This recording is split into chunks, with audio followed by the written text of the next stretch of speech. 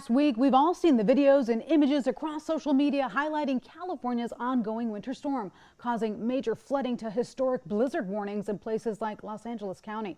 Fox 26 News reporter Sofia Lesios joins us live in studio to share just what we've seen in the last 48 hours. Sofia? Christina, weather has not been a joke. To give you an idea of what we've been experiencing with these storms passing through in Fresno County, they broke the record for having the most rain recorded ever in this region, surpassing the record which broke in 1899. Rain, snow, blizzards, and flooding, even a tornado touching down in California. Some of that heavy rain that we're seeing could be detrimental actually instead of helpful. According to the National Weather Service Hanford, the valley floor received 2.7 inches of rain on Friday alone. That amount breaking an all-time record rainfall from 1899. You know, we have a lot of areas that got 3 or 4 inches of rain in the last 36 hours, which is remarkable, to be quite frank, for the San Joaquin Valley. So any additional precipitation without a real long break is really not welcome. From rain to snow, fresh powder scattered all across the state. Shaver Lake looking like a winter wonderland with ankle-deep snow.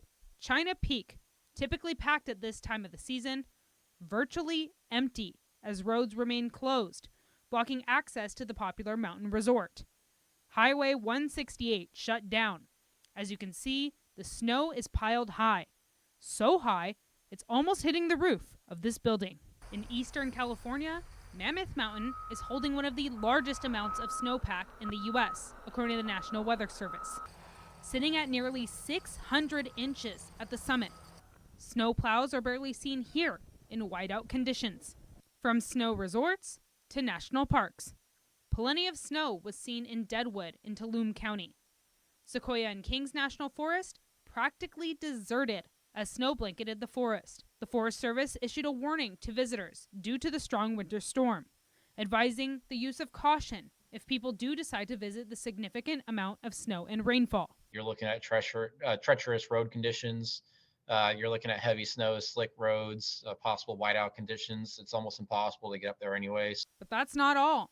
For those who are headed down to Southern California, had to rethink their plans. Road closures were seen everywhere across the state, including the Grapevine, closed again due to continuous snow and icy conditions on the 5 freeway.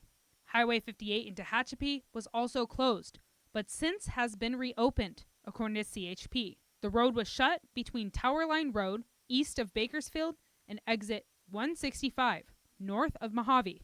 Closer to home, flooding was seen everywhere. Even though like we were in this big drought, now we're kind of seeing like a system of checks and balances, and what was an extreme drought a couple of years ago is now becoming an extreme wet season. In Tulare County, evacuations issued in parts of Yedem and Seville.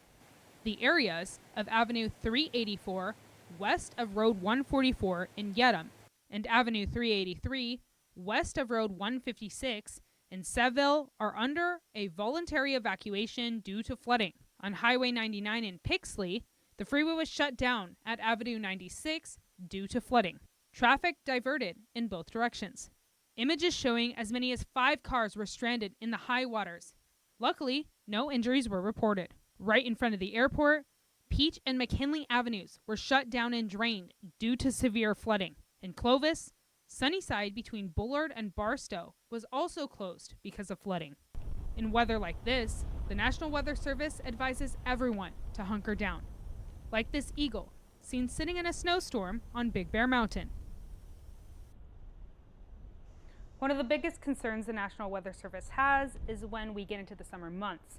Since California has one of the largest snowpacks in the world right now, if the snow melts too quickly, this could cause a lot of flooding in our local rivers and dams. Christina? Sofia, great report. Thank you. One good thing about all of this precipitation, the National Weather Service is forecasting this summer might not be as hot as summers in previous years.